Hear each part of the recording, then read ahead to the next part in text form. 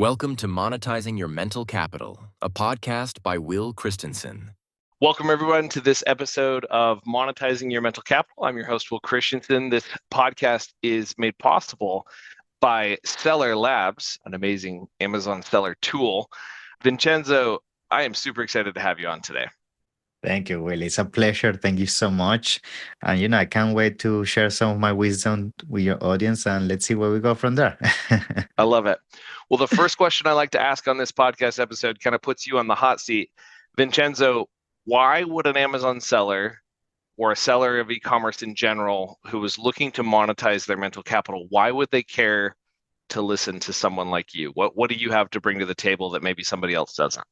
Yeah, so I would say I'm gonna start a little bit with my background, how everything started, because that was gonna give you a pretty good context about, why I choose to go into the journey of serving other sellers as well. So my background is actually engineering. I'm an aerospace engineer by trade. That's why you call a rocket scientist. And essentially started selling online because I wanted to just have something of my own. I come from a family that's very business orientated, and I started selling online as a side hustle. Okay. So essentially start selling multiple products, multiple brands until eventually figure out, okay, wow, there's actually something here. I started to make certain amount of revenue until a point I was making more with that than my engineering salary. And that's where I took the decision. I think maybe engineering is not for me. Maybe business is for me. I went all in. I say, I'm going to take 1 year, worst case scenario. I have a pretty good, history on the company I work for, which was Rolls-Royce. It's a very reputable company for engineering. Worst case scenario, I go back. You mean like Rolls-Royce, the car company? Yeah, I was working for them. All right. Yeah. So, and when you said, what was the type of engineer again? Aerospace engineering. So Aerospace engineering. So like airflow. I mean, this is like akin to rocket scientist, right? Like we're talking about someone who, your airflow dynamics around a car, but we could be talking about a rocket too, right? I mean, actually, just to go a little bit deeper on that, most people think that the way Rolls-Royce makes money nowadays is by car, and the reality is actually all Rolls-Royce cars are made by BMW. It's just a license deal, essentially, and they use the logo on it. But actually, Rolls-Royce makes most of its money from the aerospace industry, submarines, and nuclear power. Submarines and nuclear power. So okay, got it. So really rocket scientist. I got it. Yeah. Okay. So rocket scientist turned Amazon seller, and then what? It sounds like you did something else after you figured out that, Yes. okay. So tell me about that. And then essentially what happened is that, I went into the service space, which is what e-commerce is all about. I started going to all these masterminds and events as a seller. And when I started talking to other, amazing entrepreneurs, I saw they had amazing ideas in terms of branding and products, but they didn't know how to bring this product to market and actually scale a successful business on Amazon.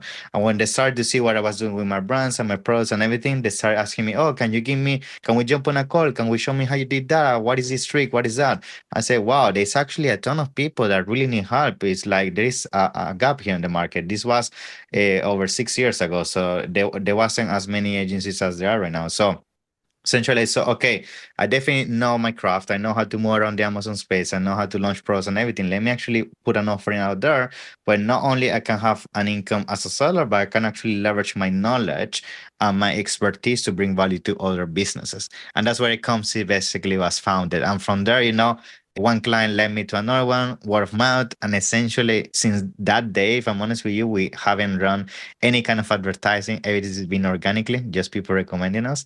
And here I am now talking to you, Will. It sounds like you've been busy. Yeah, a lot. I love it.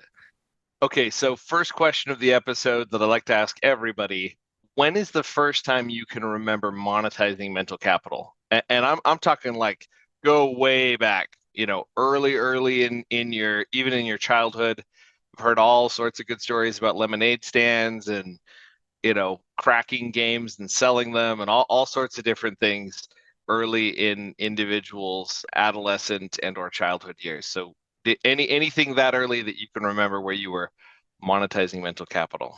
Actually, there's a couple of things. The other day I was thinking about that, and I started to connect the dots. And to some extent, I had kind of like an agency in school, and I'm gonna tell you why. I was, Wait, hold on. I In was school, how young school? Like elementary school, middle no, school, we're talking like middle high school. Yeah, middle middle high school school. to high Okay. school. Yeah. So you So started an agency in middle yeah, school or high school. Okay. yeah, I, and I'm I can gonna see tell it now. I you. think the title of this podcast is Rockin' Scientist Starts Agency in Middle School. There Okay, you I go, like it. I like Forbes. it. So essentially, what happened is that because I mean, it's not to brag or anything, but I was usually the smartest guy in school. I had very good grades and everything. And then essentially, what happened, people start to say, "Oh, can you do my homework? Can you help me with this project?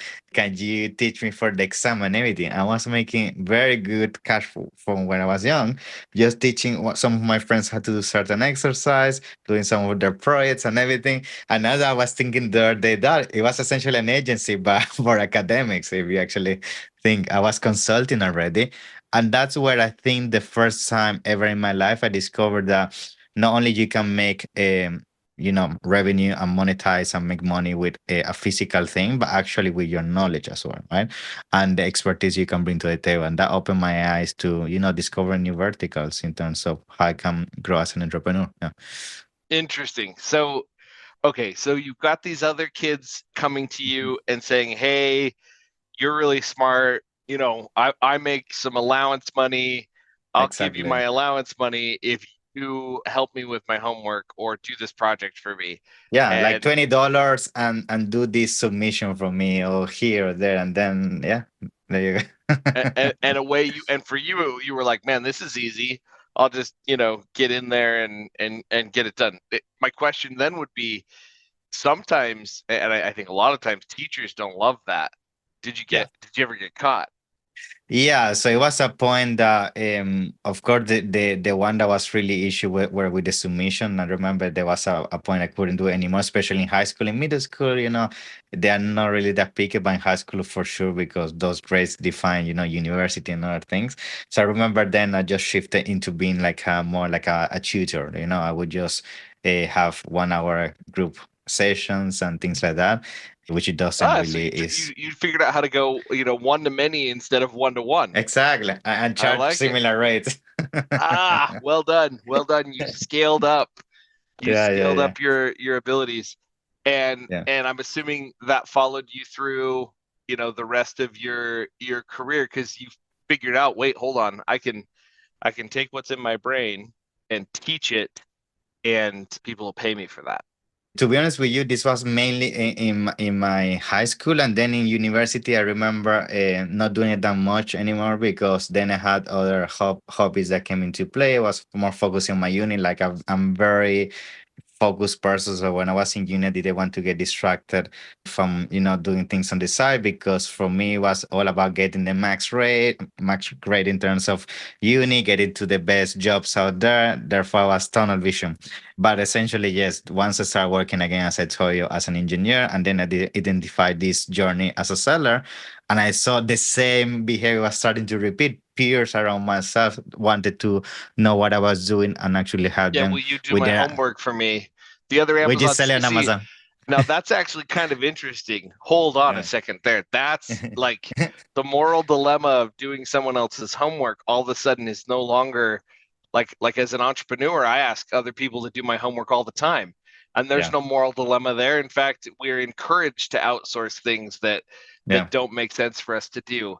So are we creating are we damaging our ability to function as entrepreneurs by not allowing, because these kids who came to you and said, "Hey, will you do the school project for me?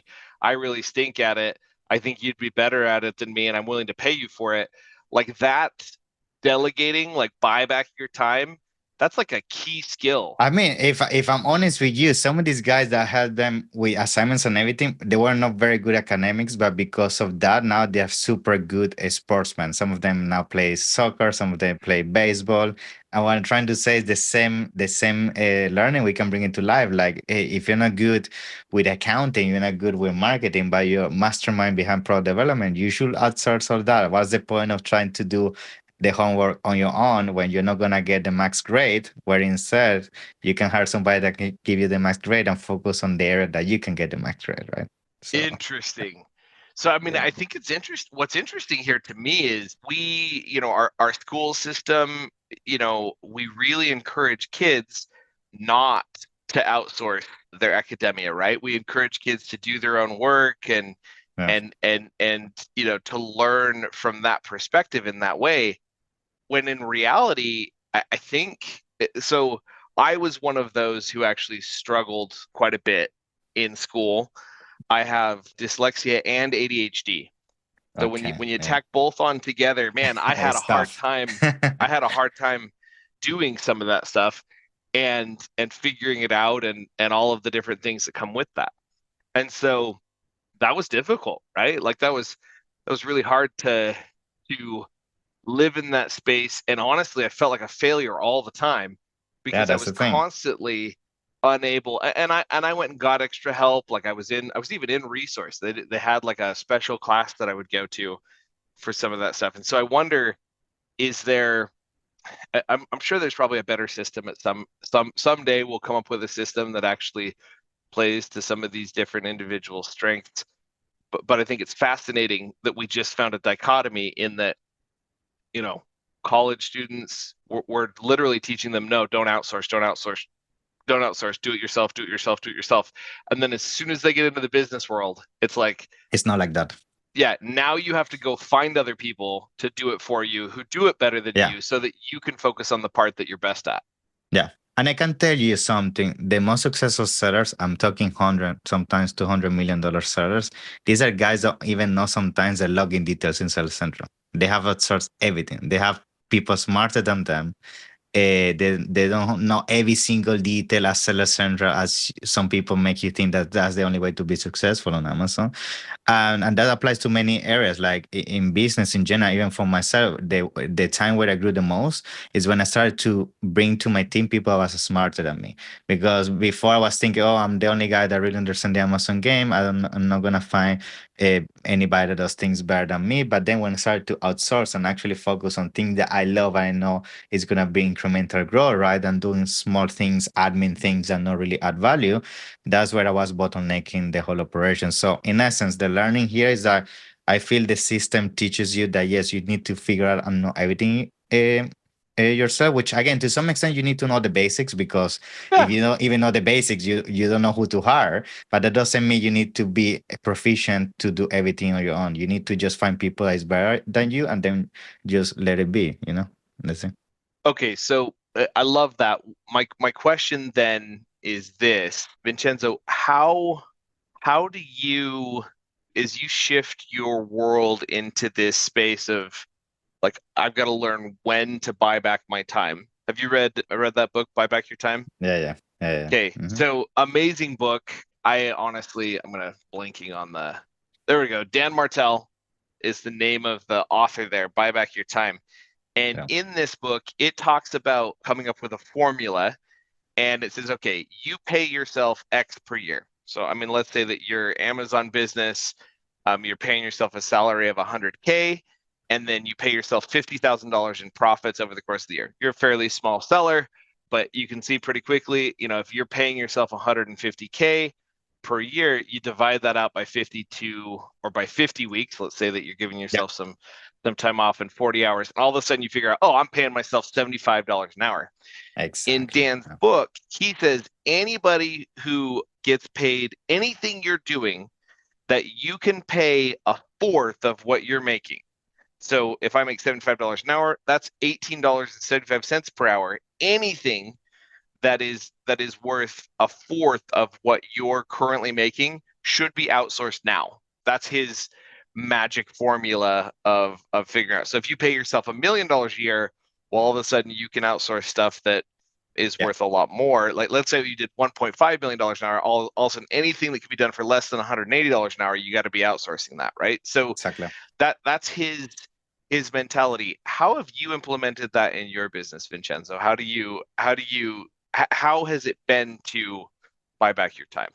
Yeah, I mean, I'm not gonna lie. At the beginning, of course, you're super scared because then, of course, as you start hiring more people, then the commitment in terms of wages and everything start to get bigger and bigger. Then you have always that weight on your shoulders. But then when you realize that now you have a full power team that is at your disposal, regardless if you wake up or not in the morning, and the business not gonna crash, that also gives me a huge peace of mind. And what I try to do, especially nowadays, that I'm focusing on scaling the business forward and forward for me is sometimes it's not about a profit, it's about time. I'm at that stage in life that for me it's not to maximizing profitability. For me it's to make sure that my clients are happy and at the same time I can have the lifestyle that I want, that is having the freedom to do whatever I want with my time. I don't want to be the typical CEO that is from 9 to 9 in calls, you don't have breaks to do anything. So when I started shifting the mentality, like I'm gonna sacrifice some of the profit to bring people that is smarter than me, it's gonna keep my clients happier than me because they're gonna have more bandwidth than me. In the long term, that sacrifice of profit is gonna pay itself because of the assets I'm investing right now in the long term. So what I'm trying to say, maybe at the beginning you need to sacrifice a lot of the profit that maybe you're enjoying right now, but remember it's all about the long term approach you take in your business. This is not a sprint, it's a marathon. So I rather go a little bit slower in this part of the race because toward the end of the race, I'm gonna go faster because of building these systems in between, So it's all about that. So Yeah. tell me about how long ago did you start your Amazon agency? So now 6 years, yeah. Hmm. Okay, got it. And when you very first started it, were you focused on like just PPC, or what were your first clients asking for? So at the beginning, it was more one-on-one calls. It was essentially me just having a conversation like this. They were telling me, I'm having an issue with this. My product is having this problem. My PPC is not working. And I was like the master of all aces. Like I was jumping a call and just troubleshoot you whatever you needed, right? Because I was doing everything on my own also. So I had pretty good understanding of all the areas of running an Amazon business. And then, of course, from there, those calls started to evolve. Okay, this sounds amazing. I love everything you're teaching me, but I don't have the time to do it myself. Therefore, do you have something like a team? Can you do it for me? I'm willing to pay. And then that's what opens the Pandora box. Oh, not only now I can be a consultant, actually, there's all this amazing amount of brands out there that have the right product. They just need a team to do it for them, and they don't have the time and the patience. Why I don't build all these things, which took me a lot of time and effort to build, and then now I actually run the business for them, and that's essentially how I started to evolve from there. Yeah. So at that very first initial stage where you were like, it sounds like you almost had like a call Dr. Vincenzo and I'll get in and fix. Got something wrong with your Amazon account? Call Dr. Vincenzo. I'll help you. We'll Yeah. go fix whatever it is inside your account. And you were getting paid for that, and people were just paying you to go be the doctor and go, you were Yeah. actually doing the doctor and the prescribing and the Exactly. actual Everything. fixing all Everything. the way through the process. Which part did you start to outsource first? The one I started to absorb the most was the admin stuff, the implementation of some of those ideas, because I realized over time that where I really bring a ton of value is you give me an issue and I find you the solution from top to bottom. I'm very good in terms of reverse engineering things and come up with ideas out of the box to basically put a proposal and make it and give you the solution, but I sometimes struggle in terms of the execution of the actual details of everything because of time constraints. So I started to realize I'm giving all these amazing ideas that it makes sense and they're gonna give a solution to this client. It's just that because I'm lacking the time and the patience to do it, now they're not gonna actually benefit in terms of having the 100% of this strategy and playing out for them. And that's why I started to say I need to source this. I cannot be the guy that gives the strategy and also implement it because it's gonna bottleneck myself and also it's not gonna give the best experience to my clients. So that's why I started to build a whole army in the back end of people that will help me uploading things such as flat files, listings, PPC campaigns, and all of that. But I was still the master brain behind everything. And then, of course, over time, as I started to become big and big, then that's where I started to also hire leaders to do the thinking and the strategy process behind those units as well. Yeah. Interesting. Yeah. So this is going to be an odd question. Tell me about a failure in your outsourcing process in the beginning. what was a time when you totally, like, you were outsourcing something and it just went totally wrong? So I have a couple, but I would say one of the first ones is when So hold on, I just want to say that. So the smile on your face tells me that you have tried and failed many times to it outsource. happens. Yeah. I too have tried and failed many. I could give 6 episodes, I think, on all the times that I've Yeah. tried and failed to outsource. Tell me about this time that you tried and failed, and what was it that you think led to that failure? So I would say the number one issue is that usually when people start to outsource things, they want to outsource things that they haven't even spent the time into figuring out what the outsourcing person will do when replacing you. What do I mean by that? I was doing this thing that was growing so fast that I need a person that helped me figure out things with listings. I didn't even have a job description. I didn't have an ACP. I just hope that this VA will come and this outsourced person and do the reasoning and the strategy and everything for me. Right. And that's the huge mistake I did at the beginning because let's be honest, at the beginning, you're not going to be able to afford you have two type of people usually when hiring. You have the ones that execute, that basically the followers, and then you have the leaders and the mind behind all this execution plan, right? And sometimes people assume that the person that is a follower and the person that does execution is also capable enough to basically be independent to do their own brainstorming and come up with solutions without asking you every 5 minutes what to do, right? And therefore, if you start asking the followers, which is usually what you can afford at the beginning, you're going to actually get worse into whatever you're doing because the only thing they're going to do is ask you a ton of questions. If you don't have the systems and you don't know what task to give them, they're actually going to make the whole experience even more stressful for you. So, long story short, I remember one of the big issues is I just gave this client to one of these VAs when I got started. And the only thing they need to do is essentially update some things in the backend for some listing, very simple stuff. And essentially, what ended up happening, I don't know how that happened. They deleted the listing. They deleted the listing. They Okay. deleted the no. No. Oh crap. I mean, the good thing is that because I already knew how to troubleshoot these things, it was a huge impact for me and the client, and it was a big issue. But the good thing is actually when you delete a listing on Amazon, a listing never gets deleted on Amazon. That's something people don't know. You can always bring it back. Is you only need the SKU and the ASIN.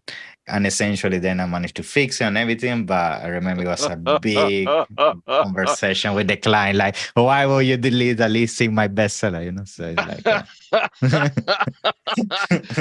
So what did you do to avoid? Oh my gosh, man. I've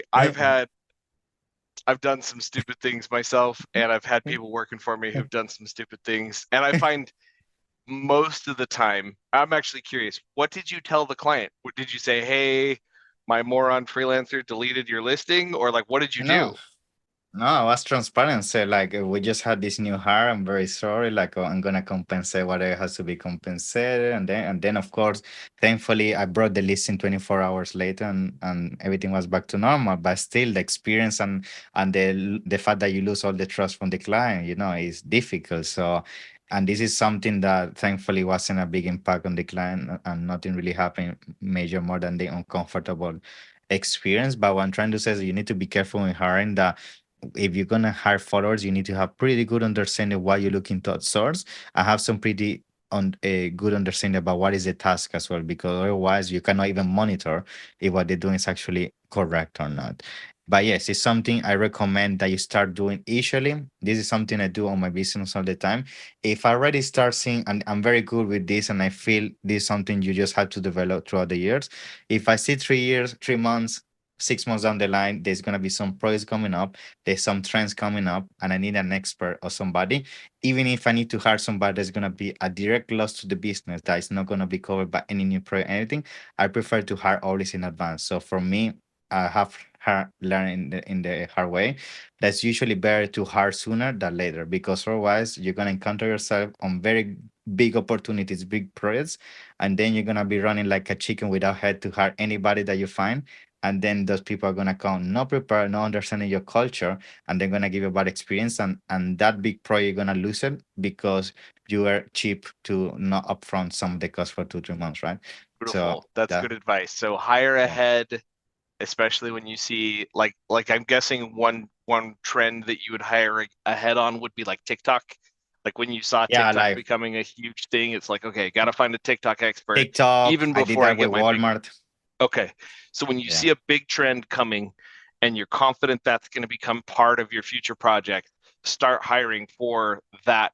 Give up yeah, some of your profit, even if you don't have a project, so that you can choose the right person. Because we've all been in that situation, or at least most service-based owners, where you've got a ginormous project and you don't have that person hired exactly. ahead of time, and so you're scrambling, and you'll hire the first guy that comes along Anything. Yeah, because you've exactly. got a deadline, and then it blows up in your face because the person's not a good culture fit. Yeah, exactly. Totally. Great word of advice. Okay, shifting to our final two questions of the episode. Okay. Well, I guess we got the final three questions of the episode. Yes. Let's imagine for a moment, Vincenzo, that you'd be able to call that younger version of yourself. We're Yeah. calling the one who he just finished, he's in high school, he's running his tutoring classes, he's made some good money doing that. And we're going to assume that this high school student is actually mature enough to take the advice that you would give him that might help him monetize his mental capital more quickly. What word of advice would you give to that high school Something student? very simple, I would say. The storm will go away. The storm will go away. What do you mean by that? What I mean by that is like some of the things I struggle the most throughout my entrepreneurship journey, especially when building, my capital and everything, is always worrying about things that most of the time never happen. And usually, when encountering very difficult situation like the storm, you think everything's coming to an end and you're not gonna get out of that. But I can tell you, some of my worst storms, when I look back, they all went away. And on top of that, they were some of the best shaping events that ever happened in my life. They actually direct me into directions that otherwise I wouldn't have taken, and I would be having this conversation with you right now. So that's why I said, like when you're having storms, just sit down, keep pushing, and eventually it's gonna go away, and you're gonna realize that was meant for something bigger. Yeah. Beautiful word of advice. No need to even rephrase it. I love it. So the storms will go away. Sit down, keep going. You're going to make it. It'll work out. Okay, last two questions. First, I'm going to give you the opportunity, and we're going to imagine, I can see you're in a pretty tall building over there, but we're going to Yeah. imagine that you stepped into that building and you're going up the elevator. So you got 60 seconds. The guy next to you is like, yeah, I'm an 8-figure Amazon seller. And when he says I'm an 8-figure Amazon seller, you got 60 seconds to draw him in, to want to use your service or whatever that looks like. So 60 seconds. And then right after that, I want you to give any tips, tricks, hacks, or books you've come across in the last year that have helped you monetize your mental capital. Got it? Yeah, Okay, I so got I'm it. timing you here. I'm throwing my 60-second timer on there. Guy in the elevator turns to you, says, "Yeah, I'm an 8-figure Amazon seller. What do you do?" Hey, I said, let's assume the guy's James. Hello, James. How you doing? Oh, you have a figure business. That's awesome. Like, tell me a little bit how you been handling the new structure in Amazon in terms of fees and costs. Like, do you really know your numbers? You might say, yes, I know my numbers, like whatever, 10, 50% or whatever. And then usually what I do from there, and this is a book that works very well, is have you heard of Profit First? I can guarantee you, if I go on your account right now, I will find at least 5 to 10% discrepancy in your profits. And you know why? Because most Amazon sellers don't build their business to be profitable from day one. So let me jump on your account, let's do an audit, and let's do a proper strategy. So next time we have this conversation, you can give me the right profit of your business. Beautiful. I think you only took like 50. Oh, no, you took 45 seconds. Well done. Well done. I love Profit First, by the way. Fantastic book. I've been using that in my consulting business from day one, and it's been super fun to have a business that's been profitable from day one and also super stressful all at the same time because Yeah, the expense account gets eaten up and you're like, crap, what are we gonna do? it's true. And that's the Um, truth. Like most Amazon business were never built. And that's why now they're all struggling because you never factor into your numbers being profitable. And that's why nowadays most people don't have a profit because you create a culture and a behavior pattern that was meant to only bring revenue but no profit. So I love it. I love it. All right, Vincenzo, final question. Tips, tricks, hacks, or books that you've come across and Profit First, by the way, is a book for those listeners who were wondering. Profit First is a great book. But other books, tips, tricks, hacks, or books that you've come across in the last year that have helped you monetize your mental capital? So I will say another book that's been super useful, and I will say this comes from the perspective of understanding how to monetize your not only your knowledge, but it can be a business and everything. Is and I thought this is very taboo. This book, but it's true. Like Poor Dad, Rich Dad, Poor Dad, and the reason for that is that it gives you the perspective about how people think from depending the connotation with money, right? And I feel the reason most people struggle to make money is because how you see money in the first place, right? When you start to identify that money is only a tool and you start seeing it as that other than getting attached to it and getting afraid, so many doors start to unlock for you. So Rich Dad Poor Dad is being one of those books. And I will say, I know it's a pretty well-known book, but that's why people mention that book so many times It's a good one. because it I don't opened think up it's for you. been mentioned on the podcast yet. So I think Okay, that's it's a good. good one to throw out there. Yeah. Yeah. What would you say your biggest takeaway from that book is? So I would say my biggest takeaway, especially from the way they put it on the book, is that you have to learn how the money works for you, not you work for the money, right? And that's unfortunately the trap most people fall, and that's what the system really teaches you, right? That the only way you can really make money is you depleting all your time in order for an exchange, which is in this case money. You have to understand how you use money as a tool to build assets that don't rely on you. So next time you can wake up, money is basically as an asset bringing value to you, to your life. And then you keep multiplying that tool into creating more assets. And that's it, right? And you having to go to a place, exchange your time and your life in order to get a few pennies to make a living, right? So that's the biggest takeaway. I love it. Well, appreciate you being on our podcast episode today, Vincenzo. I think you've shared some solid nuggets with the audience, and we'll leave it there. Thank you, Will. A pleasure. Thank you so much for having me. All right, over and out. That's monetizing your mental capital.